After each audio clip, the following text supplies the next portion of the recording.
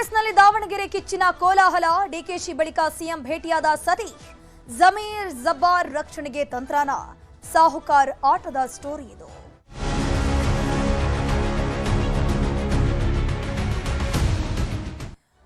ಕಾಂಗ್ರೆಸ್ನಲ್ಲಿ ದಾವಣಗೆರೆ ಕಿಚ್ಚಿನ ಕೋಲಾಹಲ ಉಂಟಾಗಿದೆ.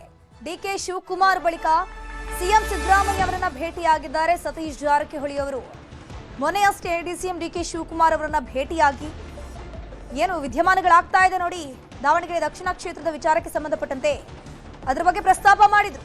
ಈಗ ಸಿಎಂ ಭೇಟಿಯಾಗಿದ್ದಾರೆ. ಮುಸ್ಲಿಂ ನಾಯಕರ ಮೇಲಿನ ಕ್ರಮಕ್ಕೆ ಆಕ್ಷೇಪ ವ್ಯಕ್ತಪಡಿಸಿದ್ದಾರೆ. ಸಿಎಂ ಬಳಿ ಆಕ್ಷೇಪ ವ್ಯಕ್ತಪಡಿಸಿದ್ದಾರೆ ಸಚಿವ ಸತೀಶ್ ಜಾರಕಿಹೊಳಿ. ಸ್ವಲ್ಪ ಹೊತ್ತು ಸಿಎಂ ಸರ್ಕಾರಿ ನಿವಾಸದ ಕಾವೇರಿಯಲ್ಲಿ ಚರ್ಚೆ ನಡೆಸಿರೋದು. ಮುಸ್ಲಿಂ ಸಮುದಾಯಕ್ಕೆ ತಪ್ಪು ಸಂದೇಶ ಹೋಗ್ತಿದೆ, ದಯವಿಟ್ಟು ಇದ್ರ ಬಗ್ಗೆ ಗಮನ ಕೊಡಿ ಅಂತ ಹೇಳಿಕೊಂಡು ಸತೀಶ್ ಜಾರಕಿಹೊಳಿ ಹೇಳಿದ್ದಾರಂತೆ. ಡಿಸಿಎಂ ಡಿಕೆ ಶಿವಕುಮಾರ್ ಜೊತೆ ಇದೇ ವಿಚಾರವನ್ನ ಚರ್ಚೆ ಮಾಡಿದ್ರು ಸತೀಶ್ ಜಾರಕಿಹೊಳಿ ಅವರು. ಇವತ್ತು ಸಿಎಂ ಸಿದ್ದರಾಮಯ್ಯ ಅವರನ್ನ ಭೇಟಿ ಮಾಡಿ ಚರ್ಚೆ ನಡೆಸಿದ್ದಾರೆ. ಮೊನ್ನೆಯಷ್ಟೇ ಕೆಎನ್ ರಾಜಣ್ಣ ಕೂಡ ಹೇಳಿದ್ರು, ಸಿಎಂ ಅವರು ಒಂದು ನಿರ್ಧಾರಕ್ಕೆ ಬಂದಿಲ್ಲ, ಯಾವ ನಿರ್ಧಾರವನ್ನು ತೆಗೆದುಕೊಳ್ತಿಲ್ಲ, ನುಣುಚಿಕೊಳ್ತಿದ್ದಾರೆ ಈ ಪ್ರಕರಣದಿಂದ ಅಂತ ಹೇಳಿಕೊಂಡು ಕೆಎನ್ ರಾಜಣ್ಣ ಕೂಡ ಅಸಮಾಧಾನ ವ್ಯಕ್ತಪಡಿಸಿದ್ರು. ಅದಾದ ಮೇಲೆ ಈಗ ಸತೀಶ್ ಜಾರಕಿಹೊಳಿ ಅವರ ಸರದಿ ಅವರು ಕೂಡ ಆಕ್ಷೇಪ ವ್ಯಕ್ತಪಡಿಸ್ತಾ ಇದ್ದಾರೆ. ಮುಸ್ಲಿಂ ನಾಯಕರ ಮೇಲೆ ಈ ರೀತಿಯ ಕ್ರಮಗಳು ಸರಿಯಲ್ಲ, ಸರಿಯಾದ ರೀತಿಯಲ್ಲಿ ಮಾತುಕತೆಗಳಾಗಬೇಕು, ಚರ್ಚೆ ಆಗಬೇಕು, ಅದಾದ ಮೇಲೆ ನಿರ್ಧಾರ ತೆಗೆದುಕೊಳ್ಳಬೇಕಿತ್ತು, ಹೇಗೆ ಮಾಡಬಾರದಿತ್ತು ಅಂತ ಹೇಳಿಕೊಂಡು ಮಾತುಕತೆಗಳಾಗ್ತಾ ಇದೆ. ಇದ್ರ ಬಗ್ಗೆ ಹೆಚ್ಚಿನ ಮಾಹಿತಿ ನೀಡ್ತಾ ಹೋಗ್ತಾರೆ ನಮ್ಮ ಪ್ರತಿನಿಧಿ ಕಾರ್ತಿಕ್. ನೇರ ಸಂಪರ್ಕದಲ್ಲಿ ಜಾಯಿನ್ ಆಗಿದ್ದಾರೆ. ಕಾರ್ತಿಕ್, ಈ ದಾವಣಗೆರೆ ದಕ್ಷಿಣ ಕ್ಷೇತ್ರದ ದಂಕಲ್ ಇನ್ನೂ ಕೂಡ ನಿಂತಿಲ್ಲ. ಇದಕ್ಕೆ ಅಧಿಕೃತವಾಗಿ ಈಗ ಸಚಿವ ಸತೀಶ್ ಜಾರಕಿಹೊಳಿ ಧುಮುಕಿದ್ದಾರೆ. ಜಮೀರ್ ರಕ್ಷಣೆಗೆ ನಿಂತರ ಹೇಗೆ, ಇವತ್ತು ಸಿಎಂ ಭೇಟಿಯಾಗಿ ಏನೆಲ್ಲ ಚರ್ಚೆ ನಡೆಸಿದ್ರು ಅಂತ?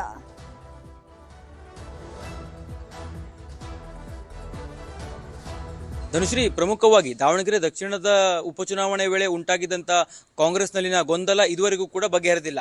ಈಗಾಗಲೇ ಮುಸ್ಲಿಂ ನಾಯಕರ ಮೇಲೆ ಕ್ರಮ ತೆಗೆದುಕೊಂಡಿರ್ತಕ್ಕಂಥ ವಿಚಾರಕ್ಕೆ ಸಂಬಂಧಪಟ್ಟಂತೆ ಸಾಕಷ್ಟು ಆಕ್ಷೇಪಗಳು ವ್ಯಕ್ತವಾಗ್ತಾ ಇವೆ. ಅದರಲ್ಲಿ ಪ್ರಮುಖವಾಗಿ ಸತೀಶ್ ಜಾರಕಿಹೊಳಿ ಅವರು ಕೂಡ ಈ ವಿಚಾರವನ್ನ ಬಹಳ ಸೂಕ್ಷ್ಮವಾಗಿ ಗಮನಿಸಿದ್ದಾರೆ. ಜೊತೆಗೆ ಅಹಿಂದ ಸಮುದಾಯವನ್ನ ನಾವು ಯಾವುದೇ ಕಾರಣಕ್ಕೂ ಬಿಟ್ಕೊಡಬಾರದು, ಜೊತೆಗೆ ಆ ಒಂದು ಸಮುದಾಯ ನಮ್ಮ ಪಕ್ಷದಿಂದ ದೂರ ಆಗದೇ ಇರುವ ಹಾಗೆ ನೋಡ್ಕೊಳ್ಬೇಕು ಅನ್ನೋ ನಿಟ್ಟಿನಲ್ಲಿ ಸಚಿವ ಸತೀಶ್ ಜಾರಕಿಹೊಳಿ ಅವರು ಬಹಿರಂಗವಾಗಿಯೂ ಕೂಡ ಈಗಾಗಲೇ ಹೇಳಿಕೆಯನ್ನು ಕೊಟ್ಟಿದ್ದಾರೆ.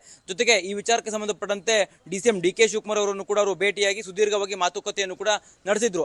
ಆ ಸಂದರ್ಭದಲ್ಲಿಯೂ ಕೂಡ ಅಬ್ದುಲ್ ಜಬ್ಬಾರ್ ಅವರ ಮೇಲೆ ತೆಗೆದುಕೊಂಡಿರ್ತಕ್ಕಂಥ ಕ್ರಮ ಆಗಿರ್ಬೋದು, ಹಾಗೆ ಸಿಎಂ ರಾಜಕೀಯ ಕಾರ್ಯದರ್ಶಿ ಆಗಿದ್ದಂತಹ ನಸೀರ್ ಅಹಮದ್ ಅವರ ಮೇಲೆ ತೆಗೆದುಕೊಂಡಿರ್ತಕ್ಕಂಥ ಕ್ರಮದ ಬಗ್ಗೆಯೂ ಕೂಡ ಚರ್ಚೆಯನ್ನ ಮಾಡಿದ್ರು. ಅದರ ಮುಂದುವರೆದ ಭಾಗವಾಗಿ ಇವತ್ತು ಸಿಎಂ ಸಿದ್ದರಾಮಯ್ಯನವರ ಬಳಿಯೂ ಕೂಡ ಕೆಲ ಕಾಲ ಚರ್ಚೆಯನ್ನು ಮಾಡಿದ್ದಾರೆ. ಸಿಎಂ ಸಿದ್ದರಾಮಯ್ಯನವರು ಹಾವೇರಿಗೆ ಹೋಗುವ ಪೂರ್ವದಲ್ಲಿ ಸತೀಶ್ ಜಾರಕಿಹೊಳಿ ಅವರು ಕಾವೇರಿಯ ನಿವಾಸಕ್ಕೆ ಬಂದು ಸುಮಾರು ಅರ್ಧ ಗಂಟೆಗಳ ಕಾಲ ಚರ್ಚೆಯನ್ನ ಮಾಡ್ತಾರೆ. ಆ ಒಂದು ಚರ್ಚೆಯಲ್ಲಿ ಏನೆಲ್ಲ ಅಂದ್ರೆ ಪ್ರಮುಖವಾಗಿ ದಾವಣಗೆರೆ ದಕ್ಷಿಣದಲ್ಲಿ ಯಾವ ರೀತಿಯಾಗಿ ಅಲ್ಲಿ ಬೇರೆ ಬೇರೆ ರೀತಿಯ ಸ್ವರೂಪವನ್ನು ಪಡ್ಕೊಳ್ತಾ ಇದೆ ಆ ಒಂದು ಬೆಳವಣಿಗೆ, ದಾವಣಗೆರೆ ದಕ್ಷಿಣದಲ್ಲಿ ನಡೆದಿರ್ತಕ್ಕಂಥ ಚುನಾವಣೆ ನಂತರದ ಬೆಳವಣಿಗೆ ಏನಿದೆಯಲ್ಲ ಅದು ಪಕ್ಷಕ್ಕೆ ವ್ಯತಿರಿಕ್ತವಾದಂತಹ ಪರಿಣಾಮ ಬೀರುವ ಮೊದಲೇ ನಾವು ಎಚ್ಚರಿಕೆಯನ್ನು ವಹಿಸಬೇಕು. ಜೊತೆಗೆ ಜಬ್ಬಾರ್ ಅವರ ಮೇಲೆ ತೆಗೆದುಕೊಂಡಿರ್ತಕ್ಕಂಥ ಕ್ರಮದ ವಿಚಾರಕ್ಕೆ ಸಂಬಂಧಪಟ್ಟಂತೆ ಈಗಾಗಲೇ ಡಿಸಿಎಂ ಡಿಕೆ ಶಿವಕುಮಾರ್ ಒಂದಿಗೂ ಕೂಡ ನಾನು ಮಾತುಕತೆಯನ್ನು ಮಾಡಿದ್ದೇನೆ. ಅದರ ಮುಂದುವರೆದ ಭಾಗವಾಗಿ ನಿಮ್ಮೊಂದಿಗೂ ಕೂಡ ಚರ್ಚೆಯನ್ನು ಮಾಡ್ತಾ ಇದ್ದೇನೆ. ಇದನ್ನ ನಾವು ಸೂಕ್ಷ್ಮವಾಗಿ ತೆಗೆದುಕೊಳ್ಬೇಕಾಗತ್ತೆ. ಜೊತೆಗೆ ಈಗಾಗಲೇ ಜಬ್ಬಾರ್ ಅವರ ಮೇಲೆ ಕ್ರಮ ತೆಗೆದುಕೊಂಡಿರ್ತಕ್ಕಂಥ ಕಾರಣಕ್ಕಾಗಿ ಮುಸ್ಲಿಂ ಸಮುದಾಯ ಸಾಕಷ್ಟು ಆಕ್ಷೇಪವನ್ನು ವ್ಯಕ್ತಪಡಿಸ್ತಾ ಇದೆ. ಸಮುದಾಯವೇ ನಮ್ಮ ಪಕ್ಷಕ್ಕೆ ಸವಾಲನ್ನು ಹಾಕುವಂತ ರೀತಿಯಲ್ಲಿ ಪರಿಸ್ಥಿತಿಯು ಕೂಡ ನಿರ್ಮಾಣ ಆಗಿದೆ. ಈ ಎಲ್ಲ ವಿಚಾರವನ್ನ ನಾವು ಈ ಸೂಕ್ಷ್ಮವಾಗಿ ತೆಗೆದುಕೊಳ್ಬೇಕು. ಜೊತೆಗೆ ಡಿಸಿಎಂ ಡಿಕೆ ಶಿವಕುಮಾರ್ ಅವರ ಜೊತೆಗೂ ಕೂಡ ಈ ವಿಚಾರವನ್ನು ಚರ್ಚೆ ಮಾಡಿದ್ದೇನೆ.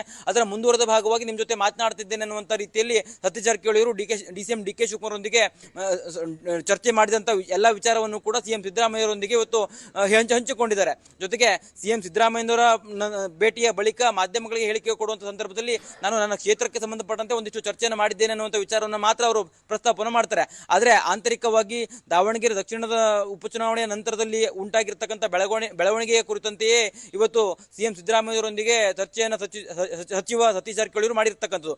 ಬಹಳ ಪ್ರಮುಖವಾಗಿ ಇಲ್ಲಿ ಗಮನಿಸಬೇಕು, ಈ ಒಂದು ಉಪಚುನಾವಣೆ ಬಳಿಕ ಮುಸ್ಲಿಂ ಸಮುದಾಯ ನೇರವಾಗಿ ಕಾಂಗ್ರೆಸ್ ಪಕ್ಷದ ವಿರುದ್ಧ ಸಾಕಷ್ಟು ಆಕ್ಷೇಪಗಳನ್ನು ಎತ್ತಾ ಇದೆ.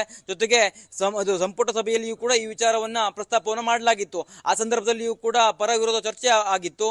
ನಂತರದಲ್ಲಿ ಡಿಸಿಎಂ ಡಿಕೆ ಶಿವಕುಮಾರ್ ಅವರನ್ನ ಸತೀಶ್ ಜಾರಕಿಹೊಳಿ ಅವರು ಮಾತನಾಡಿದ್ರು.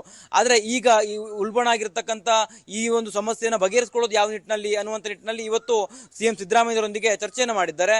ಪ್ರಮುಖವಾಗಿ ಜಬ್ಬಾರ್ ಅವರ ಮೇಲೆ ಆಗಿರುವಂತಹ ಕ್ರಮವನ್ನ ಹಿಂತೆಗೆದುಕೊಳ್ಳೋದಕ್ಕೆ ಯಾವ ರೀತಿಯ ಪ್ರಯತ್ನ ಮಾಡಬಹುದು, ಅವರಿಗೆ ನೋಟಿಸ್ ಅನ್ನು ಕೊಡದೆ ಈ ರೀತಿಯಾಗಿ ಏಕಾಏಕಿ ಕ್ರಮ ತೆಗೆದುಕೊಂಡಿರ್ತಕ್ಕಂಥ ಇದೆಲ್ಲ ಇದು ಬೇರೆ ರೀತಿಯ ಸಂದೇಶವನ್ನು ಹೋಗಿದೆ. ಆ ಒಂದು ಕಾರಣಕ್ಕಾಗಿ ಹೈಕಮಾಂಡ್ ನಾಯಕರ ಬಳಿಯೂ ಕೂಡ ಈ ವಿಚಾರವನ್ನ ಚರ್ಚೆ ಮಾಡಬೇಕು.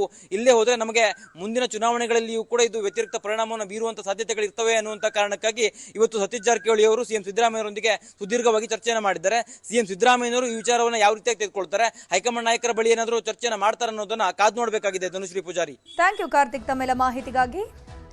ಲೋಕಸಭೆಯಲ್ಲಿ ಮಹಿಳಾ ಮೀಸಲಾತಿಗೆ ಸೋಲಾಗಿದೆ, ಇದು ಆರಂಭವಷ್ಟೇ ಅಂತ ಹೇಳ್ಕೊಂಡು ಸಿಎಂ ಡಿಕೆ ಶಿವಕುಮಾರ್ ಅವರು ಹೇಳಿಕೆಯನ್ನ ಕೊಟ್ಟಿದ್ದಾರೆ. ಮಹಿಳಾ ಮೀಸಲಾತಿ ಒಟ್ಟು 3 ಬಿಲ್ಗಳಿಗೆ ಸೋಲಾಗಿರೋದು ಇದು ಬರೀ ಆರಂಭ ಅಷ್ಟೇ ಅಂತ ಹೇಳ್ಕೊಂಡು ಸಿಎಂ ಡಿಕೆ ಶಿವಕುಮಾರ್ ಅವರು ಕುಹಕು ಮಾಡಿದ್ದಾರೆ. ದಕ್ಷಿಣ ಭಾರತದ ಸೀಟ್ ಕಡಿಮೆ ಮಾಡೋ ಹುನ್ನಾರ ಇದು. ಈ ಹಿಂದೆಯೇ ಮಹಿಳಾ ಮೀಸಲಾತಿ ಬಿಲ್ ಪಾಸ್ ಆಗಿದೆ. ಅದರ ಪ್ರಕಾರ ಸೀಟು ಹಂಚಿಕೆಗೆ ಯಾರದ್ದೂ ತಕರಾರಿಲ್ಲ, ನಮ್ದು ಕೂಡ ತಕರಾರಿಲ್ಲ. ಆದ್ರೆ ಅದನ್ನು ಬಿಟ್ಟು ದಕ್ಷಿಣ ಭಾರತಕ್ಕೆ ಅನ್ಯಾಯ ಮಾಡ್ತಿದ್ದಾರೆ ಅಂತ ಹೇಳ್ಕೊಂಡು ಗುಡುಗಿದ್ದಾರೆ. ಅವರ ಬಿಲ್ಲನ್ನ ನಾವು ಸೋಲಿಸಿದ್ದೀವಿ, ಇದು ಅವರ ಸೋಲಿನ ಆರಂಭ ಅಷ್ಟೇ, ಇದು ಇನ್ನೂ ಕೂಡ ಮುಂದುವರಿಯಲಿದೆ ಅಂತ ಹೇಳ್ಕೊಂಡು ಸಿಎಂ ಡಿಕೆ ಶಿವಕುಮಾರ್ ಅವರು ಹೇಳಿಕೆಯನ್ನ ಕೊಟ್ಟಿದ್ದಾರೆ. ಇನ್ನೇನ್ ಮಾಡ್ತಾರೆ ಅವರು? ರಾಜಕೀಯ ಡಿಮಾನಿಟೈಸೇಷನ್, ನಮ್ಮ ದಕ್ಷಿಣ ಭಾರತದ ಸೀಟ್ಗಳನ್ನ ಕಡಿಮೆ ಮಾಡಿಸ್ಲಿಕ್ಕೆ ನಡೆಸಿದಂಥ ಒಂದು ದೊಡ್ಡ ಷಡ್ಯಂತ್ರ. ನಮ್ಮ ಸೀಟ್ ಕಡಿಮೆ ಮಾಡಲಿಕ್ಕೆ ಒಬ್ಬ BJP MP ಮಾತಾಡಿದ್ದಾರೆ ಅಂದ್ರೆ ಎಲ್ಲ ಉತ್ತರ ಭಾರತಕ್ಕೆ. ನಾಳೆ ಬೆಳಗ್ಗೆ ನಮ್ದು ಯಾರ್ದು ಧ್ವನಿ ಇರುವುದಿಲ್ಲ, BJP ಅವ್ರದ್ದು ಧ್ವನಿ ಇರುವುದಿಲ್ಲ, ಕಾಂಗ್ರೆಸ್ ಅವ್ರದ್ದು ಧ್ವನಿ ಇರುವುದಿಲ್ಲ. ಎಲ್ಲ ದಕ್ಷಿಣ ಭಾರತನೇ ಕಂಪ್ಲೀಟ್ ಕ್ಲೋಸ್. ನಾವಿಲ್ಲದೆ ಹೋದ್ರೂ ಅವರೇ ಸರ್ಕಾರ ರಚನೆ ಮಾಡ್ಕೊಂಡ್ಬಿಡ್ತಾರೆ. ಆ ಪರಿಸ್ಥಿತಿ ತರ್ತಾ ಇದ್ದಾರೆ. ಅದಕ್ಕೆ for the first time UPA ಬಂದ ಮೇಲೆ UPA ಇಂಡಿಯಾ ಬ್ಲಾಕ್ ಎಲ್ಲ ಒಂದಾಗಿ ಇವತ್ತು ಅವ್ರನ್ನ ಡಿಫೀಟ್ ಮಾಡಿದ್ದೀವಿ. ಇದು ಪ್ರಾರಂಭ. It is the beginning of the NDA ಗೌರ್ಮೆಂಟ್ಗೆ ಒಂದು ದೊಡ್ಡ ಉತ್ತರ ಬಂದಿದೆ. ಇದು ಮುಂದಕ್ಕೆ ನಾವೆಲ್ಲ ಸಪೋರ್ಟ್ ಮಾಡಿದ್ವಲ್ಲ ಬಿಲ್ಗೆ, ಆ ಪ್ರಕಾರ ತಗೊಂಡು ಬರಲಿ. ಇದೇನು ಸ್ಪೆಷಲ್ ಆಗೇನು?